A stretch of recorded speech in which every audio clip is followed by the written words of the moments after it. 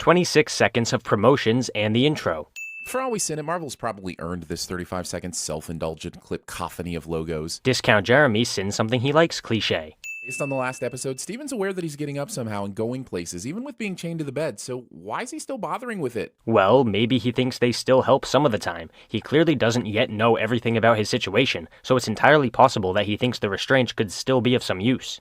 You there? Of course not. Joe only uses the mirror thing when it's convenient for the plot. Or maybe Mark shows up in mirrors when he actually has something to say to Steven. It's explained later in the show that appearing in mirrors is difficult and uncomfortable, so obviously he's not going to be there 24/7.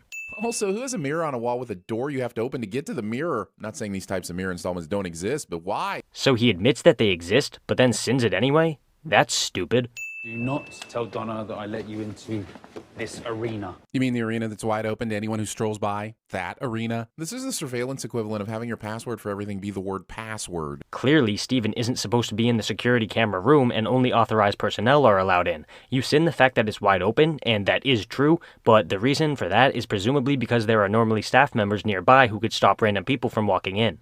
What you're about to see is going to melt your brain. No, what's melting my brain is that you never tell him which camera or a specific time, yet he always finds the correct footage. But the show literally makes a point of having JB switch between different cameras and wait for something to happen in the footage. Stop manipulating the show for sins. Area 51, like MI6 bonkers, bruv. Calling people bruh. Pointing things out on the screen. So how's this like either of those things Steven mentioned? Steven was chased by the ghost of an Egyptian jackal and gave himself over to the guy living inside his head and turned into a superhero. Area 51 is of course rumored to have aliens, and MI6 is an intelligence agency. Both of these comparisons actually do make sense. Here it comes. Suspect asks someone to look at security video to prove his or her innocence, and it ends up just making them look more guilty, cliche. Do you walk around calling everything you see a cliche? I mean, you clearly don't know what that word actually means. What are you doing, you donut? Thinking calling someone a tasty and delicious treat is an insult. Am I supposed to despise Steven or want to eat him? First, that accent was awful. And second, he's yet again just pointing something out in the show and calling it a sin without justification. Larry in maintenance is going to absolutely shoot you. Larry in maintenance has a name, asshat. It's Larry. I guess he did say his name and I overreacted. This is awkward. Look, a Cyclops! Desktop water fountains. It's the equivalent of having an open container next to all the equipment on your desk. Okay, so apparently this video is just gonna be Discount Jeremy complaining about a bunch of random shit that nobody cares about. This table's had hands on it and mugs and pamphlets slid across it, yet somehow it looks as if the glass is so clean that you can see your reflection in it clearly enough to ponder if your American doppelganger personality might pop out for a bit to say hi. Are you trying to say that you think glass surfaces need to be pristine in order for your reflection to appear? That's stupid. Oh, mate, thank you. Oh, thanks. Cheers. Hugging discounts surely eaten and making them break character when their one job is to stay completely still. This is another one of those sins that only exists to include a funny moment from the show in their video. It's not funny and it's not a legitimate criticism, so why is it here? I'm looking for my storage locker. It's under Stephen Grant. If it's not under Stephen Grant, it might be under Mark. This works. Of course, I know you. Number 43, right? And yet, you let him and haw for a full minute before saying anything, because apparently the show still hasn't got enough of the Oscar Isaac limey-timey yet. So that was a blatant contradiction. You started by saying that Steven's rambling shouldn't have worked, but then immediately after, you sin the worker for having waited so long. Which is it? Should it not have worked, or should it have worked sooner? I am so confused. Also, he just complained about the show allowing its very talented lead actor to act the shit out of his character, and that's stupid.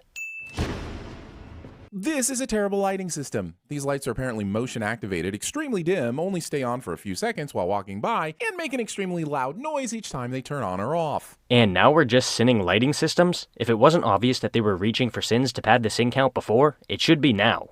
And now these metal walls are polished so well they offer a perfect reflection? Look around you right now. How many non-mirror crystal clear reflections of yourself do you see? In what world is the reflection in this shot perfect? Literally all you have to do is look at the screen to be able to see that the walls are not that clean.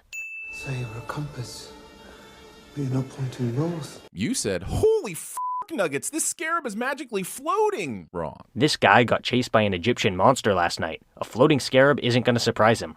Also, what about its floating makes you think it's a compass? I mean, it is a compass, but I think you only know that because you read it in the script. Or maybe he's just intelligent and was therefore able to figure out that the thing always pointing in a certain direction is a compass. Hello, man in the mirror. was wondering if you'd pop up again. Talking to the man in the mirror. You know, maybe Steven will make a change for once in his life. I hear it feels real good. You can make a difference. You can make it right. This whole sin is completely pointless. In other words, a whole bunch of bullshit. I don't care how bloody handsome you are. He looks just like you. He's more confident than whatever this Pommy needs his mommy routine is, sure, but what a weird thing to say to a person who looks exactly like you. That's the joke. Look, Marvel, I don't come to you for genuinely creepy and vibey horror thriller content. I'm here for superheroes cracking jokes and talking about Thanos. So stop it with this well-produced genre shit, okay? Discount Jeremy sins something he likes cliche. See the spiral you put me through. I'd give all the sins back if we find out this movie's in the Saw universe and Chris Rock shows up to work out a routine for his next gig at Caroline's. So now he's basically just saying random sentences and counting them as sins, and it's not funny or entertaining in any way.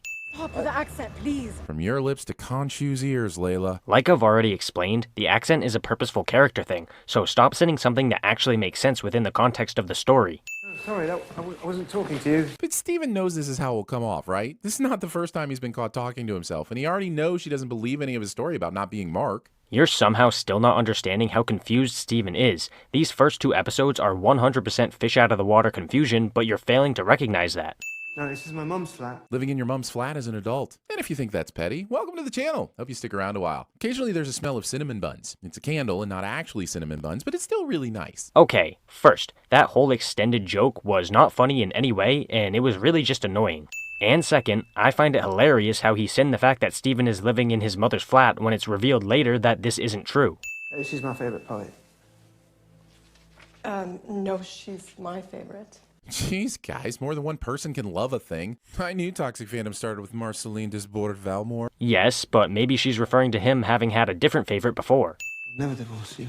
You just discovered you were married to her, Steven. I know you were worried about the unilateral comment being creepy, but this is way creepier for the record. Again, Steven is a fish out of water and has no idea what's happening. This shit all makes sense for his character.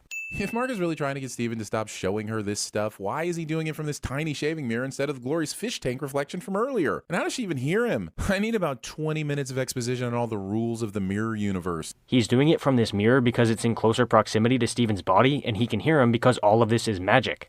Also, I'd like to point out how earlier you asked if the reflection can pop up in any surface regardless of the body's position in relation to that surface, and this scene right here proves that it can. You're gonna get her killed. You hear me? Maybe start with that line of approach next time, Mark, and then Steven never even mentions the bag. This is one of those sins where Discount Jeremy sins a character for not doing something the perfect way, which is stupid because characters are supposed to be flawed. Having a perfect character would not be interesting. You really don't remember why we've been looking for this. No, but I do remember for the last 10 minutes or so, Layla's been insistent on how much she doesn't believe Steven's claims, and now all of a sudden, for no reason, she does. Oh yes, no reason. Not even the fact that Steven has stuck to the same story this whole time and has actually expanded upon it, and not the fact that he literally cannot remember anything. Yeah, those couldn't be the reasons. Vandalized the toilet. Referring to the entirety of the restroom as the toilet, or just simply British people. That's racist. What's this? It's a paperweight. I mean, everything's a paperweight if you try hard enough. Is there any bigger symbol of our own incessant need to commercialize everything that we have a category of items designed to hold down paper? Why the fuck is this a sin? Are we really just criticizing real-life objects now? I thought we were going to the police station. Nope, these two are with Gattaca's Vincent Freeman, who, despite having plentiful resources coming out of his sarcophagus sack, decided to wait 24 hours and then send a couple of lackeys to pick him up, instead of, grabbing him last night. But he did try to retrieve Steven last night. That's what the whole situation with the Egyptian jackal was. Steven had given control of the body over to Mark, which allowed him to escape, but sending his henchmen after him is a surefire way to keep Steven less suspicious and prevent him from giving Mark the body. Let's get you out of those cuffs. That's nice and all, but our hero and his cult gonna tend to Steven's concussion as well that he almost certainly got from hitting the pavement when he fell out of that car? He says this while literally showing a clip of Steven's head never touching the ground. It gets close, but it doesn't actually touch. That's right. That's why I'm here. To help. Oh, I see. We've reached the part in every modern villain story where the villain tries to convince the protagonist and the audience that they're actually good, even though no one will buy it and they will be proven to be a psychopath shortly thereafter. So, do you think all villains should be aware of their own evil? What kind of idiocy is that? Most people don't just admit that they're evil, they do evil things because they think it's right. See, this neighborhood used to have the highest crime rate in all the city. Now, people don't lock their doors at night. They feel safe. Gentrification. Oh, Chase, Are those the tomatoes? Overemphasizing the when asking about the tomatoes. They're just tomatoes. Pointless nitpicking is pointless. Victor's recipe. Ignoring the guardrails and sitting on a crumbling artifice. Pointing things out on the screen. Don't you do it. Do not give Layla up. He's been sitting there by this ultra-reflective bowl this whole time, and you wait until Harrow's done his entire bullshit monologue to pipe in? Maybe he wanted to let Steven see how evil Harrow is before interjecting. It's actually not a bad strategy. Having that much bread right next to you and not eating any of it. I don't care if it's not vegan-friendly bread. Look at how scrumptious it all is. Eat the bread, Steven. Do you guys understand why I send them for stuff like this? It isn't legitimate criticism, and it isn't funny, so why is it in the video? Sometimes the cure is a little taste of the disease. Bullshit. The cure is the cure. The cure is the solution. Discount Jeremy has never heard of vaccines. The child is not a diseased limb. This is true. Diseased limbs don't cry all the time when they don't get their way, crash a car in a snowstorm because it just had to have fruity pebbles, or force you to take out a second mortgage to get them a 4-year degree in philosophy. Discount Jeremy supports child murder. There's the scarab. I haven't. What? But why? Why is she here? Why would she bring it even if she thought she needed to save Steven? And did she track his phone here? Did they let him keep it? And how did she get all the way in here without being noticed or stopped or frisked? Okay, time to explain. She obviously followed him here, she came to save him, she brought the scarab in order to draw the henchmen away from Steven, and she didn't get stopped because she snuck in. Did I cover everything? I really do love that the show is using Egyptian deities as the antagonist, but could we have gone with a look for Khonshu that was slightly more commanding than a Scooby-Doo villain? This is what Khonshu looks like in Egyptian mythology, and this is what he looks like in the show. It's pretty much just a creepier version of the original, so what's the problem with that? So then Jackal's been bumping into that door for the last minute or so and it just opens now? Was he messing with the doorknob, knocking gently? Jesus, he obviously hit it so many times that the repeated force of its body on the door made it burst open. Enough with the dumb questions. It's great that the suit helped him survive this, but what helped him survive this? The fact that he's a normal human? No, seriously, did you honestly think he should have died from that? I did it! You got planted! Scene of me finally getting my vegetable garden under control somehow makes it into the episode. Do you reckon he's having a seizure? Nah, look at him. He's just a fancy drunk. In what city does being fancy include a latex white head and face covering? Is this the Eyes Wide Shut universe? Yet again, this sin only exists to include this funny scene in the video. And also, Bruce Willis and Sybil Shepherd are not making a TV show called Moon Knighting in this scene. A whole bunch of bullshit. Sorry. We've always managed to keep a wall between us, but something's changed. I'm pretty sure the something that has changed is that the story needs Mark to do some now. Or you could just wait for it to be explained in a future episode rather than just sitting it now. But then again, patience isn't really your strong suit. Pursuing 7 years of bad luck this aggressively. Needing to see the pyramids this aggressively. Making shitty jokes this aggressively.